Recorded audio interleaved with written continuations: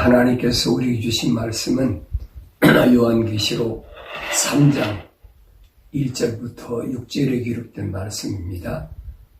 사대교회 천사에게 편지하라. 하나님의 일곱 영과 일곱 뼈를 가지신 분이 이 일들을 말씀하시느니라. 내가 내 행위를 아나니 내가 살아있다는 이름은 가졌으나 죽었느니라. 깨어있으라. 그리고 남아있으나 죽어가는 것들에게 힘을 돋워주라. 나는 내 행위가 하나님 앞에 온전함을 발견치 못하였으니 그러므로 네가 어떻게 받았으며 또 어떻게 들었는지 기억하고 굳게 지켜 회개하라.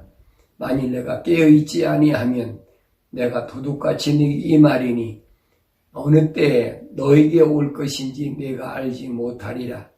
사대에 있으면서 자기들이 옷을 더럽히지 아니한 몇 사람들이 내게 있어 그들이 흰옷을 입고 나와 함께 다니리니 이는 그들이 합당한 자들이기 때문이라.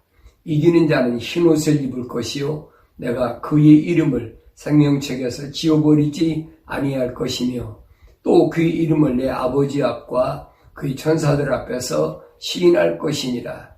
귀 있는 자는 성령께서 교회들에게 말씀하시는 것을 들을지어다. 아멘. 거기까지 보겠습니다.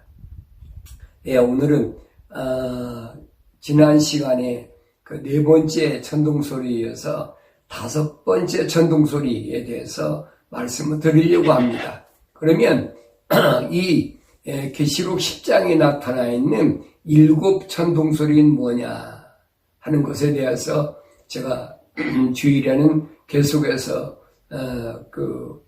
강의를 하고 있는데, 첫 번째 그 천둥소리에서는 그 에베소에게 교회에게 하신 말씀인데, 그건 뭐냐?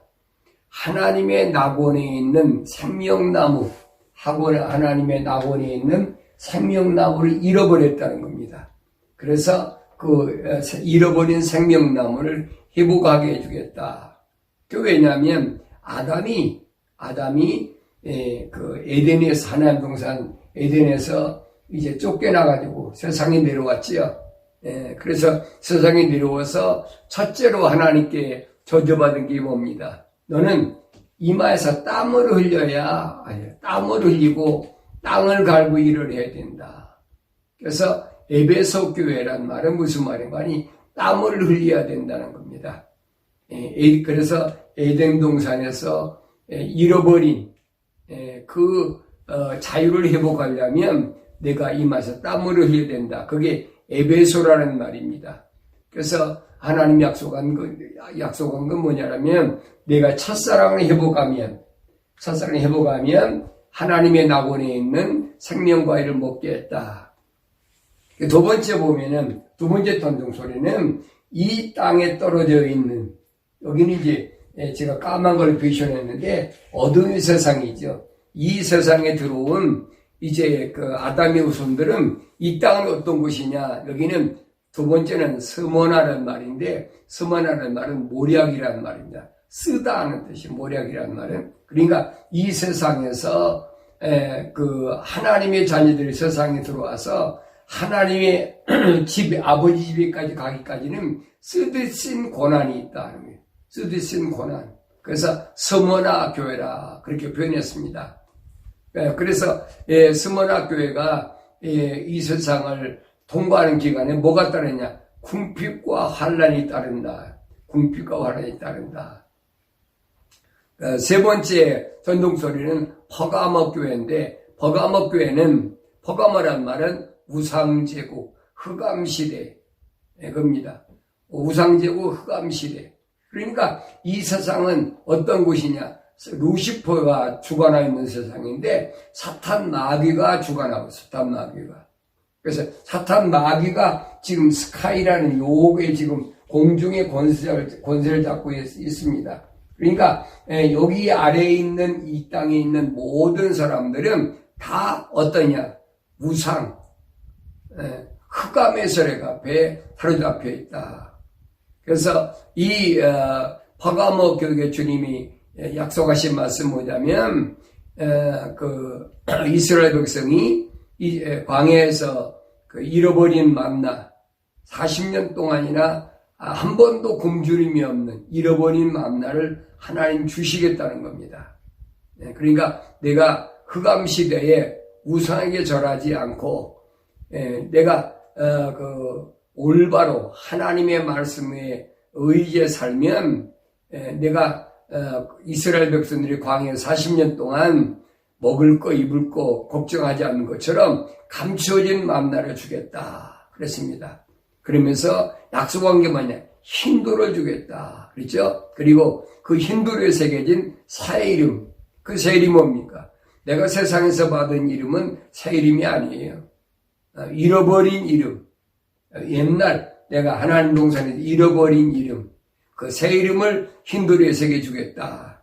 그러면서 이곳을 지나는 동안에 여기 보면 이 사탄의 자리가 있는 곳이기 때문에 이곳을 지나가는 동안에 보면은 신실한 순교자 안티바가 순교당한 것처럼 그렇게 어려움이 있다. 그러면서 이곳에는 무엇이 난무하냐? 발람의 교리가 난무하고 그 다음에 니골라파가 판을 칠 거니까 내가 조심해라.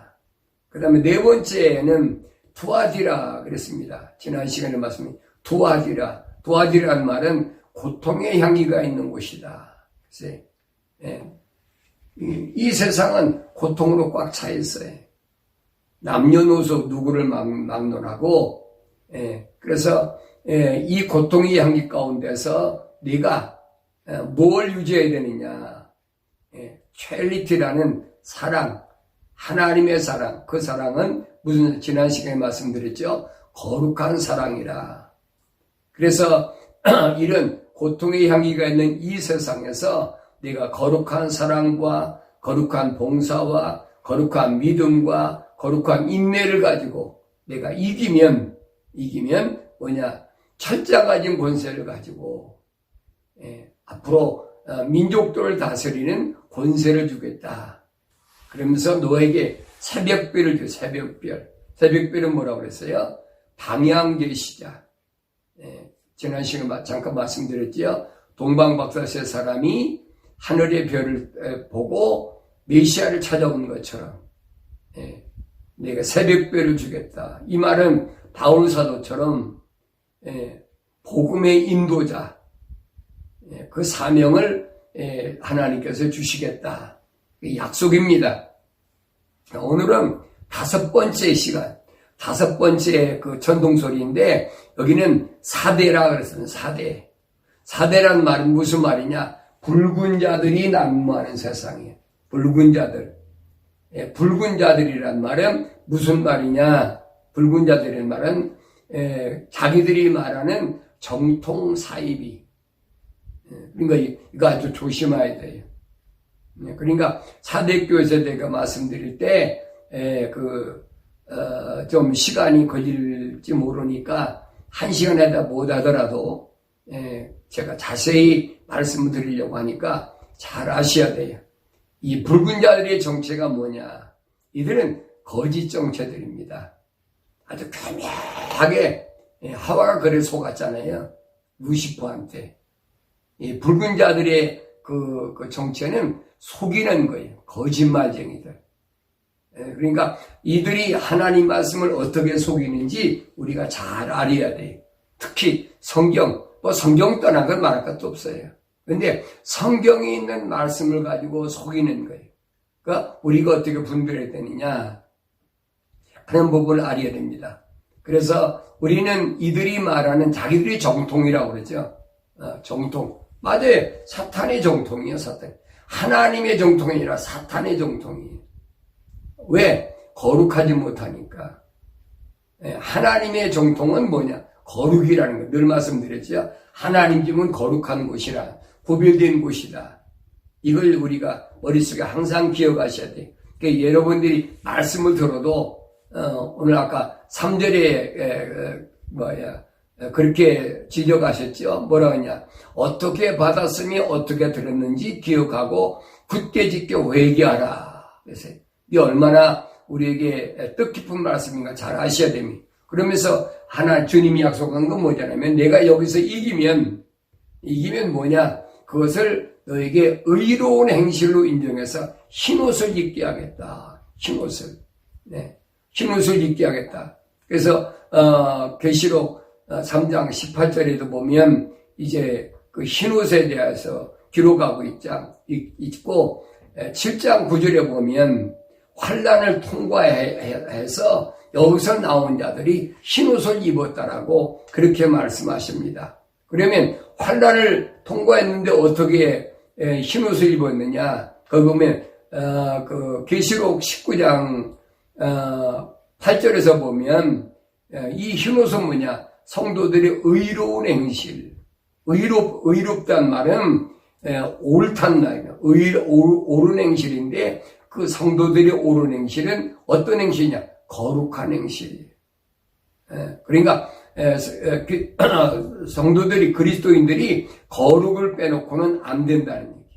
우리가 좀 이 세상에 살더라도 사는 동안에 힘들고 어렵더라도 언제든지 세상과 구별된 거룩한 삶을 살아야 하나님께 인정받는다. 그래서 시편 기자도 시편 45편 8절 보면 이제 그 흰옷을 사모하는 그런 내용들이 기록되어 있습니다. 그러니까 신약에서만 흰옷을 입는 게 아니에요. 구약의 그 시편 기자도 흰옷에 대하여 사모한 걸 보면은 구약에서도 흰옷을 입어야 된다는 부분을 우리에게 설명하고 있습니다. 또 시편 기자는 시편 119편 105절에 보면 주의 말씀은 내 발의 등불이요 내 길의 빛이니이다 그랬어요. 주의 말씀이 내 발의 등불이요 내 길의 빛이라 그랬어요. 주의 말씀이 뭡니까? 주의 말씀은 다른 것이 아니에요. 늘 말씀드렸죠. 하나님께서 에덴에서 그 아담에게 첫 번째 하신 말씀이 그게 주의 말씀이 마지막 때도 이 말씀으로 하나님이 심판하신다. 늘 말씀드리잖아요. 그 말씀 뭐냐면 하나님의 약속을 믿는 것. 그 다음에 하나님의 약속을 믿으면 하나님의 명령에 순종하는 것. 이것이 그랬습니다. 내 발의 등불이고 내 길의 빛이라 그랬어요. 그러니까 지금 어두운 세상, 고난과 고통의 세월이 있는 세상, 고통의 향기가 난무하는 세상, 이곳을 통과하려면 반드시 어두운 세상이기 때문에 등불이 필요하다. 그래서 주의 말씀이 내 발의 등불이요 내 길의 빛이라고 시편 기자가 고백합니다. 그러면서 이 말씀들이 얼마나 좋으냐. 백사절에 보니까 주의 법규들을 통하여 내가 명철을 얻으오니 그러므로 내가 모든 거짓된 길을 미워하나이다. 그러니까 명철이 없는 사람은 주의 말씀이 없는 사람은 거짓을 미워하지 않아요. 왜? 자기 동료니까. 어떻게 하면 거짓을 해서라도 부를 얻을까? 어떻게 해서라도 그 거짓을 통해서라도 명예를 얻을까? 여러분 보세요. 전부 보면 많이 배운 사람들, 똑똑한 사람, 이 사람들이 보면 전부 거짓으로 여러 가지 만들잖아요. 가짜 문서 만들고, 그게 붉은 세력들이란 말이에요. 성경은 이미 다 말씀하고 있어요. 백사절에 보니까 주의 법규들을 통하여 내가 명철을 얻어오니 그러고 내가 모든 거짓된 길을 미워하나이다. 모든 거짓된 것. 한 가지만 아니에요.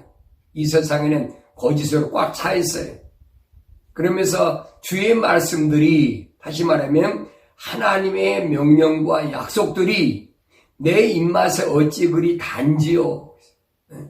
하나님의 약속과 명령이 내 입에 달지 않으면 그 사람은 하나님과는 상관없는 사람이에요. 내가 늘 말씀드리잖아요. 이 세상은 하늘을 떠나 세상에 들어온 사람과 이 구렁에서 올라온 사람과 공존하고 있어요. 그건 아무도 몰라. 우리가 겉으로 봐서 몰라. 똑같이요. 외모는 똑같아요. 근데 뭐가 다르냐? 속사람이가 달라. 속사람이.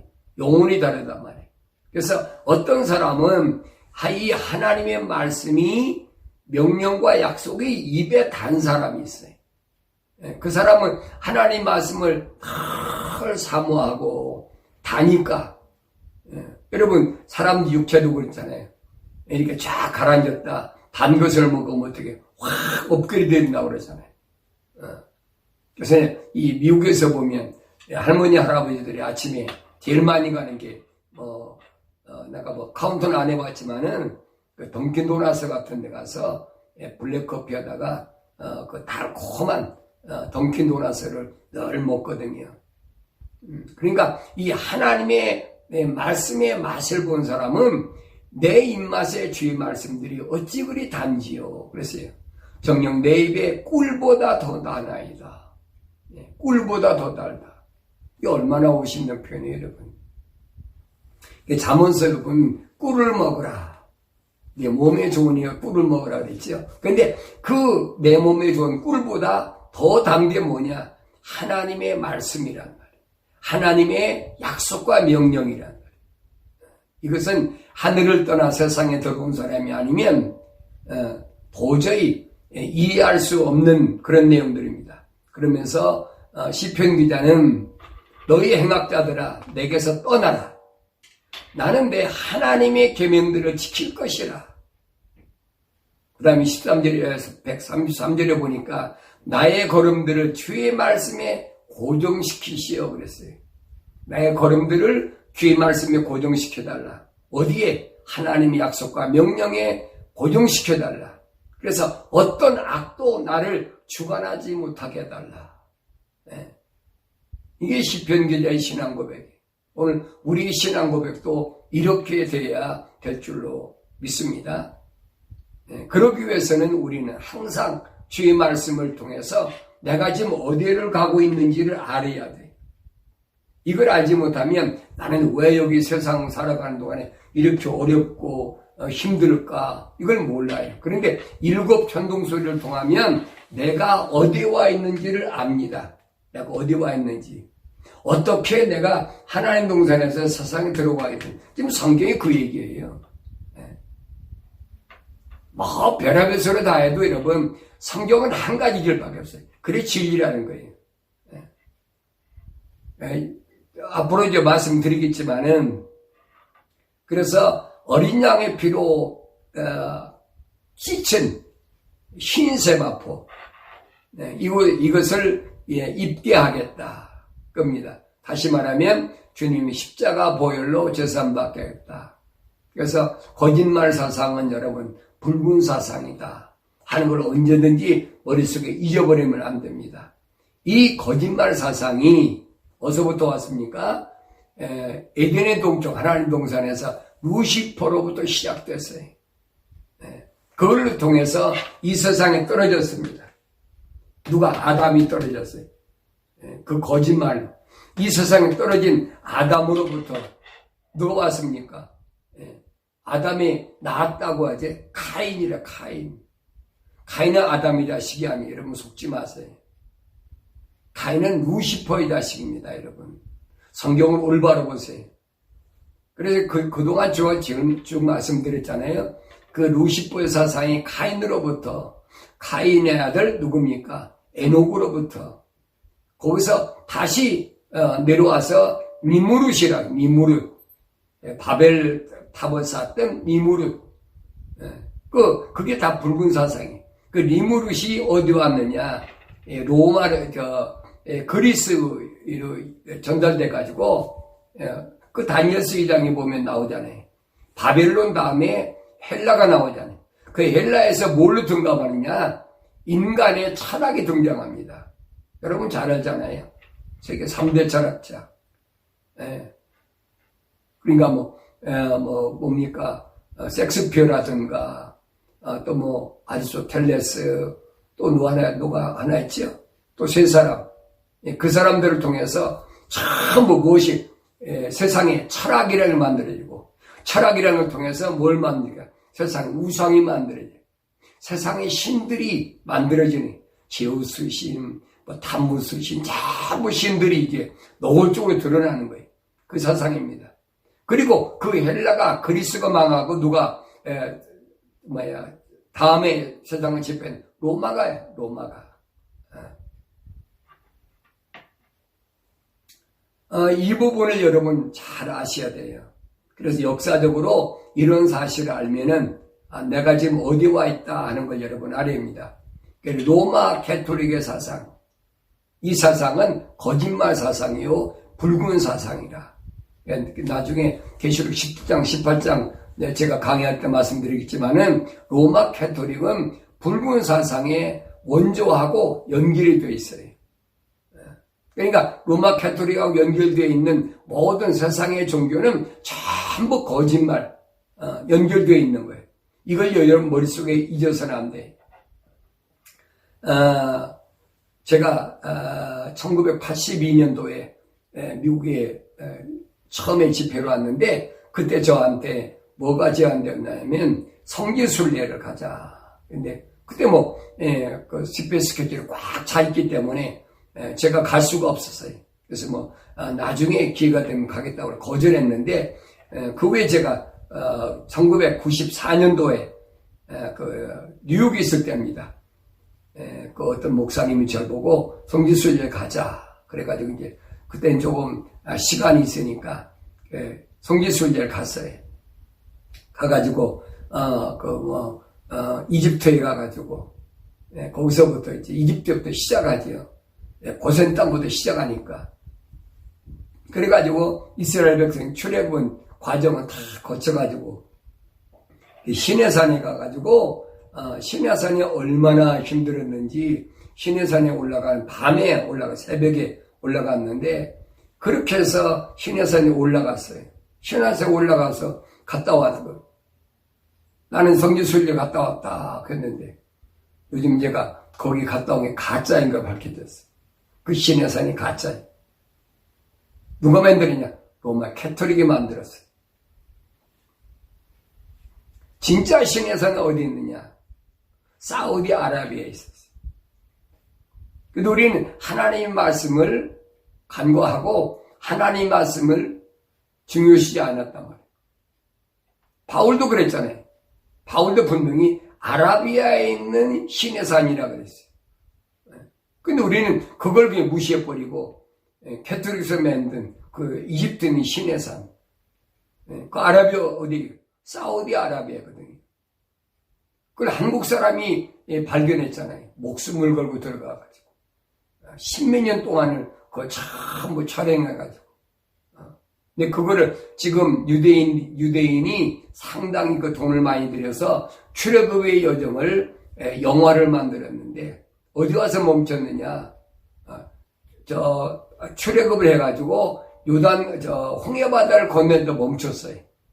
왜? 장소가 안 맞아. 성경 지명과 그들이 주장하는 문헌과 안 맞아요. 그래가지고 그분이 그러더라고요. 영화사에서 연락이 와서 자기가 여러 가지 자료를 갖다 주니까 딱 맞는다는 거예요. 이 영화를 벌써 상당히 몇 년 동안 지어놨는데 영화를 완성했을 텐데도 지금 발표를 못하기만 로마 캐토릭에서 누르고 있는 거예요. 여러분 1년에 수백만 명씩 가는데 그 돈이 얼마예요? 관광 수입. 그렇게 거짓. 우리 그렇게 속고 살고 있어요. 저는 어렸지만은 6.25 전쟁도 경험하고 그 다음에 수많은 정치적 변화를 겪으면서 목격하고 살아왔어요. 근데 언제든지 보면은 거짓과 붉은 사상은 분리되지 않고 가까이 하나 돼서 움직이고 있다. 이걸 알 수가 있어요. 그러니까 늘 말씀드리잖아요. 사회주의자들에게 왜 거짓말하느냐. 그 말하는 사람 자체가 어리석은 거예요. 그 사람들 원래 거짓된 거예요. 내가 하는 얘기, 대한민국의 개신교가 그렇게 1200만 되면 뭐 할 겁니까? 이 사탄의 사상, 붉은 사상을 올바로 전했다면, 올바로 증거했다면, 이렇게 사회주의가 난무하는 그런 세대가 될 수가 없어요. 그리고 예배당에서 어떻게 여러분 사회주의자가 집사가 되고 장로가 됩니까? 말이 안 되는 얘기지. 자, 그런 건 나중에 말씀드리기로 가는 길이고, 다른 것이 아니라 지금 내가 가는 길은 나의 아버지 집으로 가는 길이라는 사실을 여러분이 인지한다면 이 말입니다. 누가 이 길을 막고 가라 이 길에 소위 구덩이를 파놓고 장애물을 설치해놨을까? 예, 그 군대 용어는 부비추랩이라고 합니다. 가서 밟으면 팍 터져가지고 사람을 죽이게, 소위 말하면 우리가 쉽게 말하는 수류탄과 지뢰 뭐 이런 것을 이제 매설해 놓는 거지요. 그러니까 내 아버지 집에 가는 것을 제일 싫어하는 데가 누군가 하는 것을 여러분 알면 돼요. 내가 내 아버지 집에 가는 걸 제일 싫어하는 사람이 누굽니까? 나를 세상의 노예로 묶어두고 싶고자 하는 자예요. 그 사람의 정체를 여러분이 아는 것이 기독교 신앙의 핵심이란 말이에요. 그런데 그 사람이 누구냐는 거죠. 그 사람이 어둠에서 벗어나지 못하게 방해하는 자들이 이 땅에서 만난 가장 가까운 사람들이에요. 누구냐? 아내나 남편이나 자녀나 친구일 수도 있다고 예수님 쉽게 말씀하셨어요. 제 말이 아니에요. 자, 마태복음 10장 36절에 보니까 사람의 원수들은 그의 가족 중에 있으리라. 그러면서 아버지와 어머니를 나보다 더 사랑하는 것은 나에게 합당치 아니하고 아들이나 딸을 나보다 더 사랑하는 사람도 나에게 합당치 아니하며 또 자기 십자가 지지 않고 나를 따르는 자도 나에게 합당치 아니하니라. 어떤 사람은 그런 사람이에요. 너희 가족 중에 원수가 있다고 그러니까 나는 뭐 부모 형제에 부모 필요 없다. 그거 아니에요, 여러분. 주님이 38절에 자기 십자가를 지지 않고 그 내가 네 십자가예요. 나를 따르는 자도 나에게 합당치 않다. 여러분, 부모 자녀도 자식 간에도 남편 아내 사이에도 여러분 서로 거룩을 유지할 수 있으면 아무 문제가 없어요. 그런데 거룩이 싫은 사람이 있어요. 세상과 하나 되게 사는 것이 반대하는 것을 싫어하는 사람이 있어요. 그런 사람 원수가 될 수밖에 없는 거예요. 그러면 누가 합당한 자이냐? 예수님께서 마태복음 12장 47절에 보니까 예수님이 지금 한참 말씀하고 계실 때에 47절에 보니까 그때 한 사람이 주께 말씀드리를 보소서 당신의 모친과 형제들이 당신과 이야기하려고 밖에 서 있나다라고 하니 주께서 그 말을 한 사람에게 대답하여 말씀하시길 누가 내 모친이며 누가 내 형제들이냐라고 하시고 그의 제자들을 향하여 자기 손을 내밀어 말씀하시기를 나의 모친과 나의 형제들을 보라. 나의 모친과 형제들을 보라. 그러면서 찾아온 자기 형제나 자매나 어머니를 가리킨 게 아니 50절에 보니까 누구든지 하늘에 계신 내 아버지의 뜻을 행하는 그 사람이 나의 형제요 자매요 모친이라고 하시니라. 그러니까 내가 아버지 집에 가는 길이 걸림돌 되는 자들이 멀린 것이 아니라는 거예요.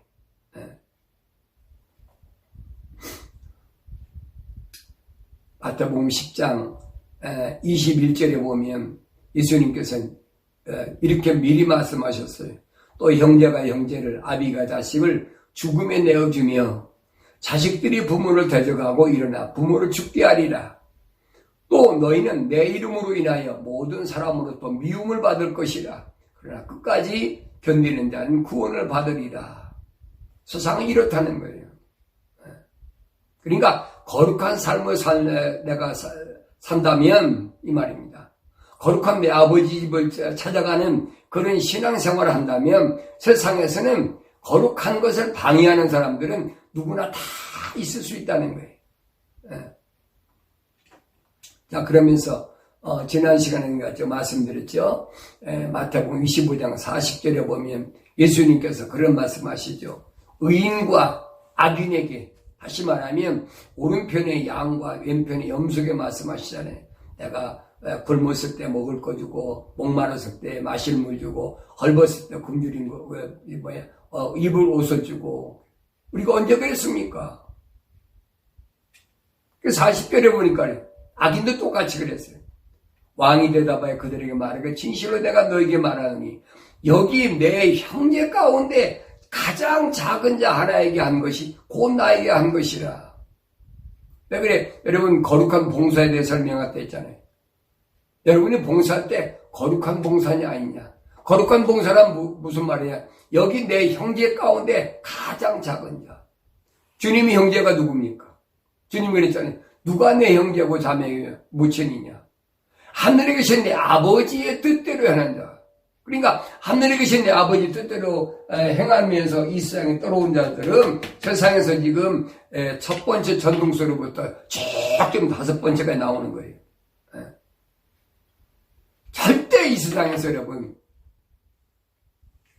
부를 누리고 성공할 수가 없는 거예요. 그건 가짜예요. 그건 기독교 아니에요, 여러분. 기독교를 둔갑한 거지. 그렇다고 여러분 보고 생활하지 말은 거 아닙니다. 하나님 허락하시면 집도 사고 차도 사고 다 하는 거지요. 그러나 성경에 보면 절대 세상에 부할 수가 없다는 거예요. 여기서 올바로 거룩하게 살려면 거짓된 곳에서 어두운 곳에서 빛으로 살려면 거기는 궁핍과 환난이 분명히 따른다는 것이에요. 그래도 실망하지 말라고 한 것이 성만학교에 하신 말씀인 것을 여러분 기억해야 됩니다. 내가 아버지 집에 가는 길을 올바로 알고 있다면 내 인생의 목표가 아버지 집을 향하여 가고 있다 그러면 여러분 이 길에서 이탈되지 말아야 될 것을 오늘 요한계시록 10장에서 7 천둥소리로 우리에게 말씀하십니다. 2장에 보니까 깨어있으라. 2절에 보니까 깨어있으라. 그리고 남아있으나 죽어가는 것들에게 힘을 돋워주라. 난 내 행위가 하나님 앞에 온전함을 밝혀지 못하였노니 그랬습니다. 깨어있으라. 깨어있으란 말 무슨 말입니까? 어둠에 잠들어 있다는 얘기. 육신이 여러분 잠자는 가르치는 게 아니에요. 하나님의 음성을 바로 들을 수 있는 것. 이걸 깨어있는 거예요. 내 길을 바로 가는 것. 이게 깨어있는 거예요. 잠자는 사람이 어떻게 바른 길을 가겠어요? 올바로 듣고 올바로 보고 그 깨어있는 거지. 그러면서 죽어가는 자들에게 남아있으나 죽어가는 자들에게 힘을 돋워주라 그랬어요. 남아있으나 아직 붉은 물 지지 않고 아직 거짓 것에 종이 되지 않고 있는가 한 사람 가운데 죽어간다 힘이 없으니까 그들에게 힘을 돋워주라 그랬어요. 그러면서 나는 내 행위가 하나님 앞에 온전함을 발견하지 못하였노니 그랬어요. 온전함을 발견하지 못하다. 내 행위는 넌 열심히 하려고 하는데 하나님께서 인정하지 않는 그렇죠 봉사, 하나님께 인정하지 않는 사랑, 하나님께 인정받지 못하는 뭡니까? 여러분 그 충성, 인내 이런 건 하나님이 인정하시지 않는다는 거예요. 그건 하나님 앞에 온전하게 인정받을 수 없다. 하나님이 내 행위가 온전하지 못하다라고 말씀하신 것을 우리가 알아야 됩니다. 그러면 이 온전한 행위는 뭐냐? 거룩한 행위로만이 인정받는다는 겁니다. 우리가 여기서 지금 내 아버지 집을 가는 동안은 우리에게 첫째도 거룩해야 되고 두 번째도 거룩해야 되고 세 번째도 거룩. 마지막 때까지 우리는 거룩한 길을 가야만이 아버지 집에 갈 수 있다. 주님이 이 땅에 계시는 동안에 여러 가지 비유로 말씀하셨어요. 근데 그 비유에 말씀하신 것을 우리가 올바로 들어야 되는 듣지 못하고 있다는 얘기. 마태, 마가, 누가 보면은 비유가 상당히 많이 있어요. 성경이 그랬어요. 비유가 아니면 말씀하지 않는다. 언제든지 비유로 말씀하실 때 주님은 전제 조건이 있어요. 무슨 전제 조건이냐? 들을 귀 있는 자는 들어라. 들을 귀 있는 자는 들어라. 그러면 그 무슨 말이냐? 들을 귀 있는 사람과 들을 귀 없는 사람이. 그러니까 들을 귀 있는 사람은 누굽니까? 말씀 듣고 깨닫는 사람이. 씨 뿌리는 비유, 여러 가지 비유가 다 있어요. 그 많은 비유 가운데, 특히 마태복음 13장에 보면 뭐 여러 가지 비유가 있는데 그 비유 가운데 우리가 올바로 깨달아야 되는데 그 깨닫는 게 뭐냐면 거룩하라는 거예요. 그랬잖아요. 그러면 그 씨는 뭐냐? 하나님의 말씀이라. 야, 하나님 말씀을 뿌렸는데 길가에 뿌렸다는 말 무슨 말이냐? 길이 딱딱하니까 뿌려졌는데 새가 와서 지워 먹었다는 거예요. 도착밭에 뿌렸다. 가시덤굴에 뿌렸다. 이게 무슨 말이에요? 하나님의 말씀을 뿌렸는데 뭐가 틀리냐? 빳빳이 틀렸단 말이에요. 하나님 말씀은 거룩한데 내 마음이 거룩하지 못하면 하나님 말씀이 내 마음속에 싹이 트겠습니까? 안 트지요. 또 있잖아요. 30배, 60배, 100배도. 그것도 마찬가지. 언제든지 보면은 비유로 말씀하신 걸 올바로 해야 되는데 그 중에 한 가지 여러분들이 가장 조심할 부분을 오늘 말씀드리려고 합니다. 누가복음 10장 30절 36절에 보면 무슨 사건이 벌어진가니 어떤 사람이 예루살렘에서 여리고로 내려가다가 강도를 만났는데 그랬어요. 우리가 너무나 많이 듣고 많이 읽고 그 사건이잖아요. 이게 주님이 비유로 말씀하신 거예요. 어떤 사람이 예루살렘에서 여리고로 내려가다 강도당했다. 근데 거기 보니까 제사장도 가다가 보고 레위인도 보고 다른 편으로 가버리고 말았다. 근데 여러분 성경은 잘 보세요. 다른 길로 갔다. 다른 길로 갔다. 그러니까 예루살렘은 어떤 곳이냐? 예루살렘은 하나님의 집을 상징하는 곳이에요. 거기 어디입니까? 하나님 집이 어디서? 에덴의 동산이잖아요. 여리고는 어디입니까? 여리고 이러면 잘 알잖아요.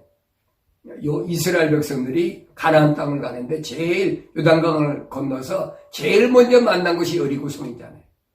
여호수아가 이스라엘 백성과 함께 함락시킨 곳. 여호수아가 그랬잖아요. 이곳을 다시 건축한다면 첫째 문을 달 때는 그 첫 아들이 죽을 것이고 둘째 문을 달 때 막내 아들이 죽을 것이다. 그게 저주받은 곳이에요. 여러분 예루살렘에서 왜 여리고 내려갑니까? 그 뭘 말하는 거니? 하나님의 동산에서 세상으로 내려온 걸 가리키는 거예요. 이 비유를 여러분이 잘 알아야지요. 네. 그런데 이 비유를 이상하게 뒤집어 버렸잖아요. 제사장도 레위인도 외면하고 가는데 사마리아 사람이 와서 이 사람을 먹을 걸 주고 돈도 주고 치료해줬다. 나중에는 돌아올 때 내가 더 돈까지 비용까지 내고 갔다. 이 사람이 선한 사마리아 사람이에요. 그 새빨간 거죠. 만약에 이 사람이 선한 사마리아 사람이라면 성경에 선한 사마리아 사람을 기록해 놨지요. 여러분, 왜 제사장과 레위인은 다른 길로 갔을까요? 생각해 봤어요. 이사야 3장 16절에 너희는 주의 책을 찾아서 자세히 읽어봐라. 자세히 읽어봐야 돼. 제사장이 왜 다른 길로 갔을까요? 그냥 지나쳤다고 그러지 왜 다른 길로 갔다 했어요? 그 길은 제사장이나 레위인이 가는 길이 아니란 얘기예요. 무슨 말 아셨어요? 제사장과 레위인들은 누굽니까? 하나님의 집에서, 제사장은 하나님 집에서, 레위인들은 성막에서 하나님 기명들을 운반하고 거의 봉사하는 사람들. 그 사람들 여러분 생각해 보세요. 여리고로 가겠습니까? 그들이 강도를 만난 사람하고 다른 길로 갔다. 이 말 무슨 말이에요? 이 길 가면 안 되는 길이구나. 제사장도 레위인도 그 길로 갈 수 있다는 거예요. 성경은 우연히 그래서 우연히. 왜 그 길을 갑니까? 제사장. 가서는 안 되는 길이야. 예, 그걸 보고 돌아섰다는 얘기.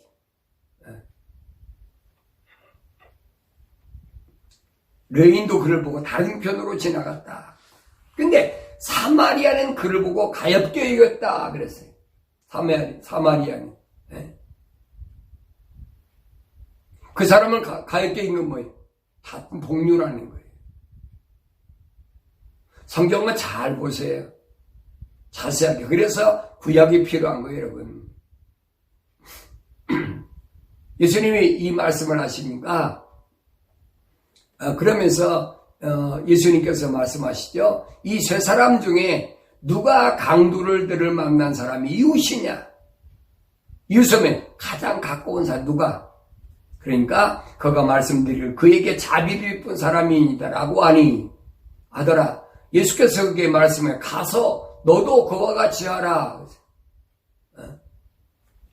그에게 자비를 베푼 사람이 가장 가까운 이웃이라고?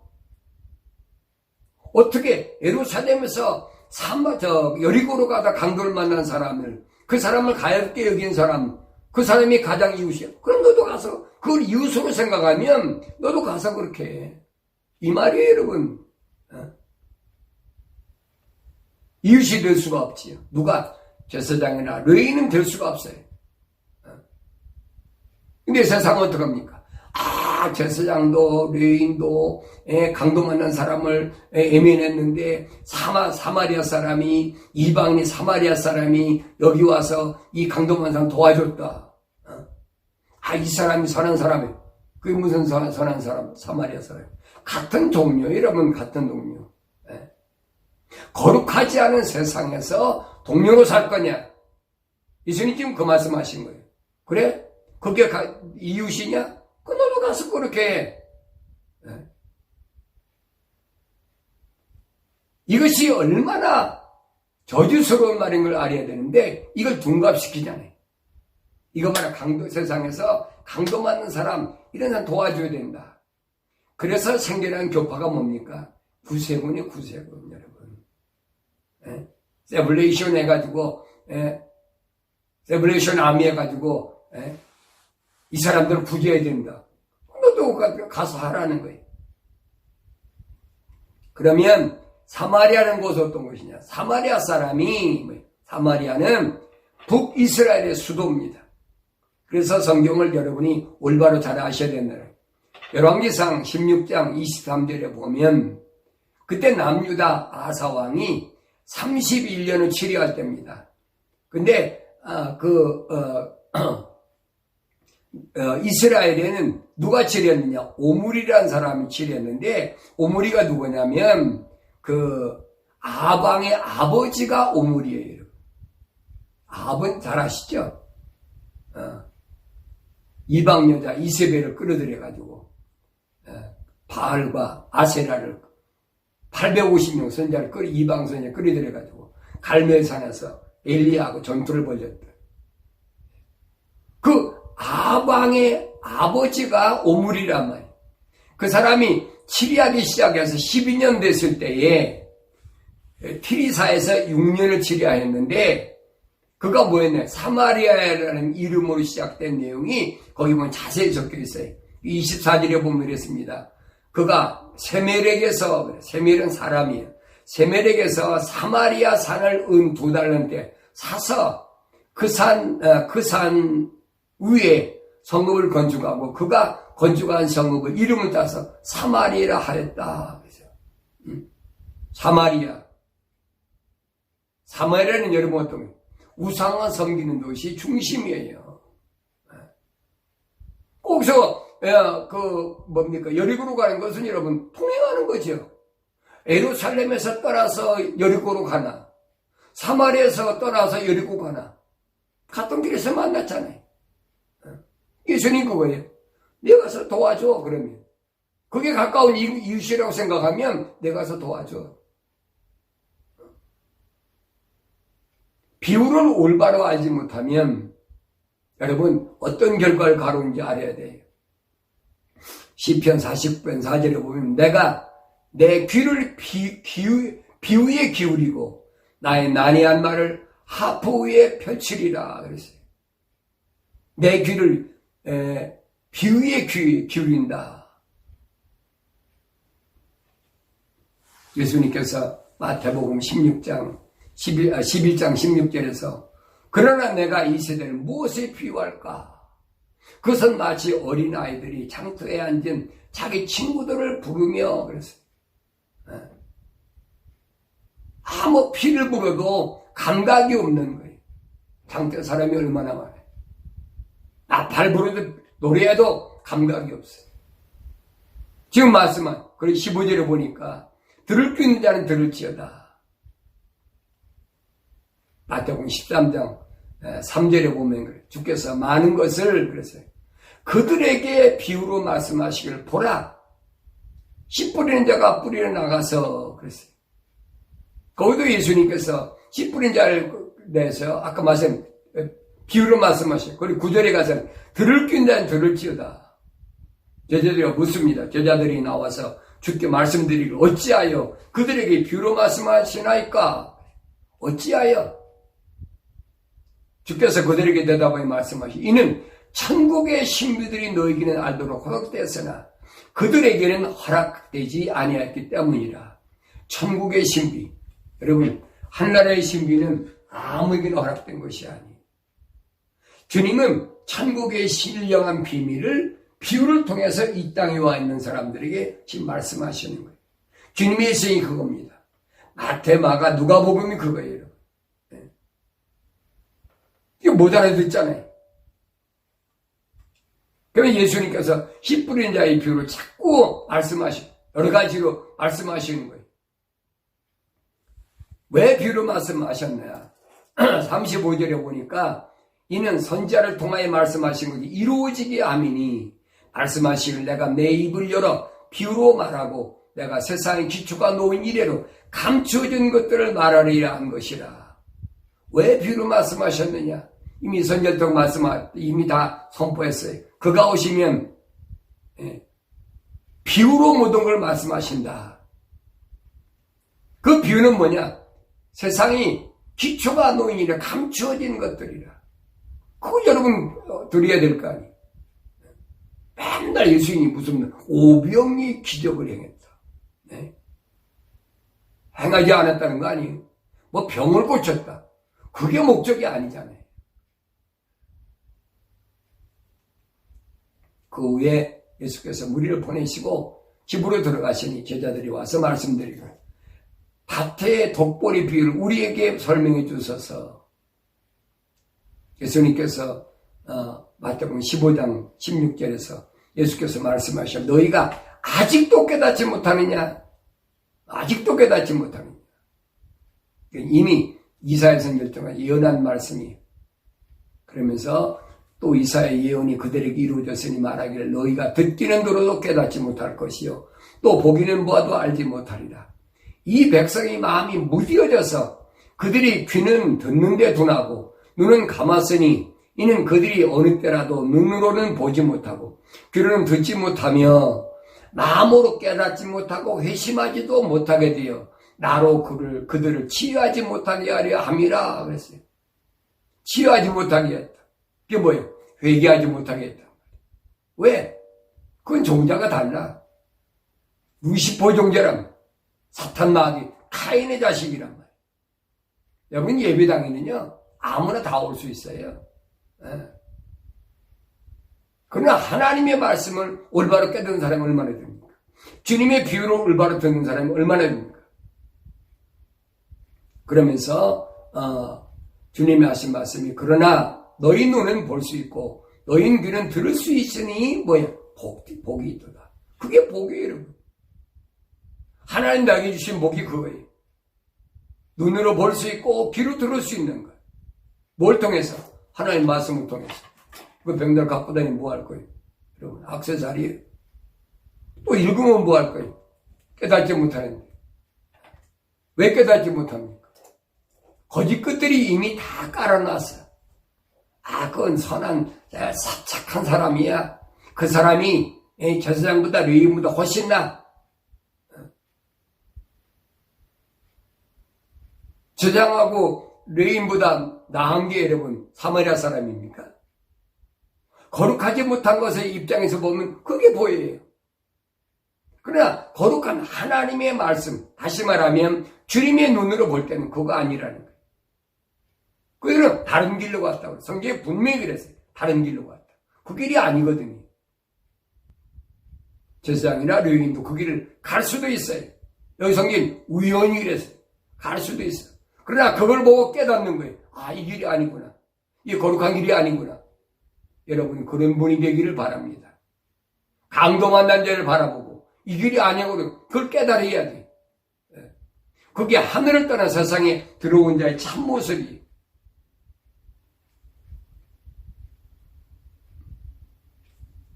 예수님께서 늘 귀 있는 자는 들으라 늘 말씀하십니다.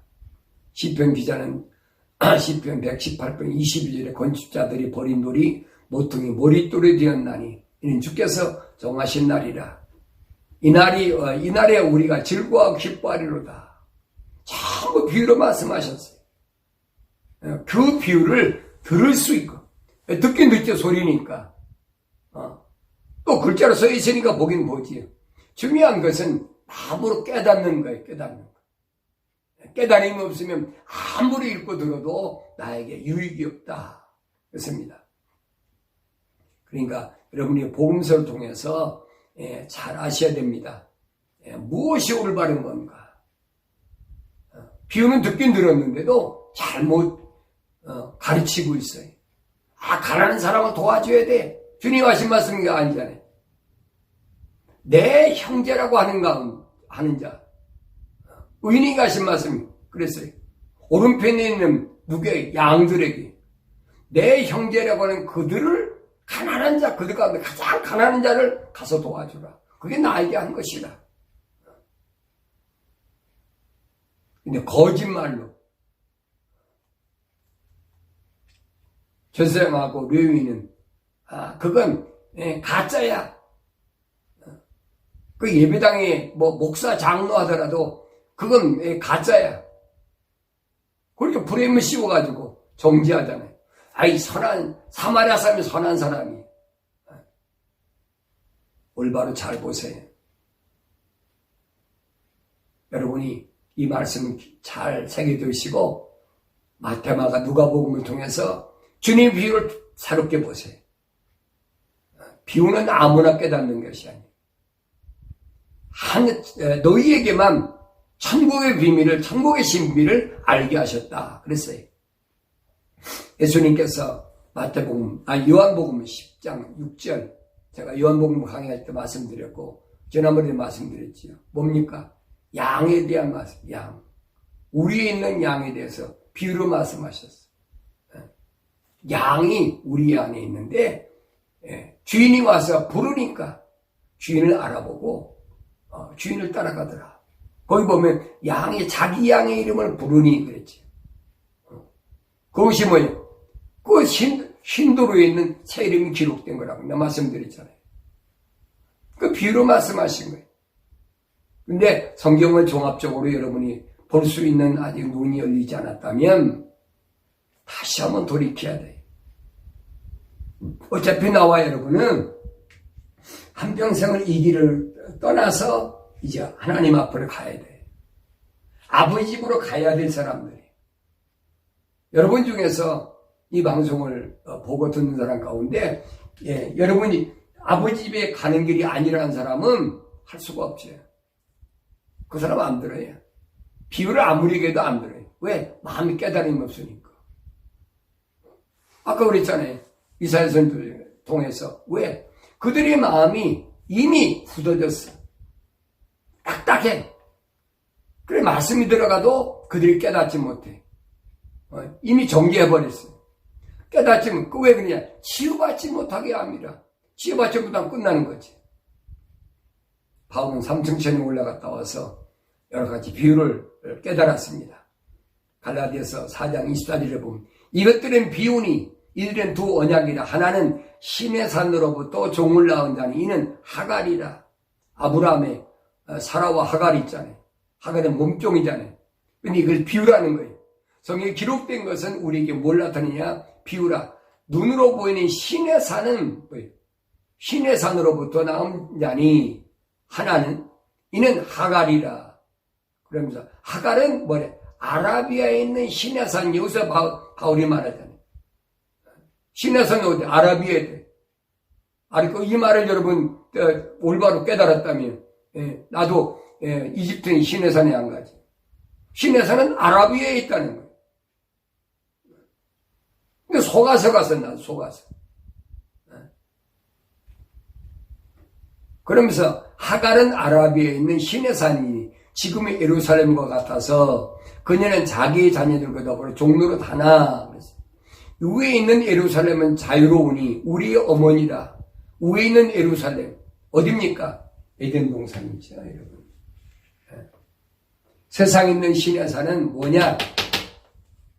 모세가 십병 받은 건 뭐냐? 그건 종이란 말이에요. 타락한 인간에게 하나님 주신, 그래 율법을 주신 거예요. 벗어나지 말라고. 율법을 경시하고 율법을 나쁘다고 생각하는 사람은 잘못 생각하는 사람, 성경을 안 읽는 사람, 신학자의 잘못된 신학 논리를 따르는 사람. 주님 그랬잖아요. 내가 율법 폐하러 온 것이 아니라 나는 율법을 완성시키러 왔다. 바울이 그 말한 겁니다. 그러면서 히브리서도 같은 얘기입니다. 그것은 현재의 모형이니 그것이 뭡니까? 히브리서 9장이 뭐예요? 옛날 성막을 좀 설명합니다. 성막이 뭐냐? 그것은 현재의 모형이란 말은 비유란 얘기예요. 그래서 그에 따라 예물들과 희생제물들 드려도 양심에 관해서는 섬긴 자를 온전케 할 수 없다. 아무리 예물들이 희생제물 드려도 양심에 마음에서는 섬긴 자를 온전케, 하나님 앞에 온전하다고 인정받을 수 없다는 거예요. 그 언제까지냐? 바울이 그래서 개혁 때까지라. 개혁 때까지. 예수님이 오실 때까지라. 왜? 예수님 친히 오셨으니까. 그래서 사대는 어떤 곳이냐? 붉은 것, 거짓을 정통이라고 주장하는 것, 이런 말로 위장하고 포장해 놓은 것이 바로 사대입니다. 그래서 3절에서 그랬잖아요. 어떻게 들었으며 어떻게 받았으며 어떻게 들었느냐. 다음 시간에는 이 부분에 대해서 계속해서 말씀드리도록 하겠습니다. 여러분들이 내가 어떻게 들었나? 어떻게 받았나? 다시 한번 생각해 보셔야 돼요. 그리고 주님이 마태, 마가, 누가복음, 요한복음 10장 6절 한 군데밖에 없습니다. 여러 가지 비유로 말씀하셨는데 그 비유가 뭘 말씀하셨는지, 그 비유를 통해서 예수님은 천국의 신비를 우리에게 말씀하신 것이다. 성경은 그 말씀을 하고 있어요. 그 말씀에 집중하시고 어려운 때 여러분들은 반드시 승리하시기를 주의 이름으로 축원합니다.